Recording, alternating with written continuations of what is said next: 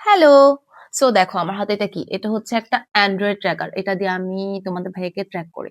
So চলো আমরা দেখে আসি যে আমি কিভাবে এটা দিয়ে ট্র্যাক করি, ওকে? এখন তোমাদেরকে মূল ঘটনা বলি। আমাদের যখন বাইকটা চুরি হইলো সবাই বলল, আপু জিপিএস ট্র্যাকার লাগানো নাই কেন? জিপিএস ট্র্যাকার লাগানো থাকলে আপনাদের বাইকটা পেতে সুবিধা হতো।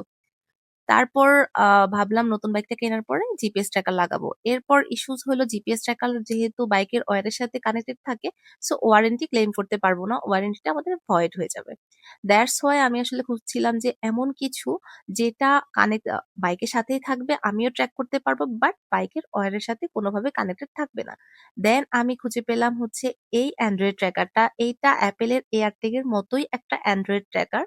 নরমালি এই ট্র্যাকারটা বাইকে লুকিয়ে জাস্ট রেখে দিলেই হবে, আর গুগলের ফাইন্ড হাব অ্যাপের মাধ্যমে আমি আমার অ্যান্ড্রয়েড মোবাইলের বাইক লোকেশন জানতে পারবো। এইটার বেস্ট পার্টটা হচ্ছে no monthly subscription fee and it's compact size make it super easy to place anywhere. আর একটা ইম্পর্টেন্ট কথা, তোমরা কিন্তু এটা তোমাদের স্কুল গোয়িং বাচ্চাদের ব্যাগেও দিয়ে দিতে পারো। As we don't allow to our kids use mobile phone, this is the perfect way to keep track your school going child's location. Thanks for watching. আল্লাহ হাফেজ।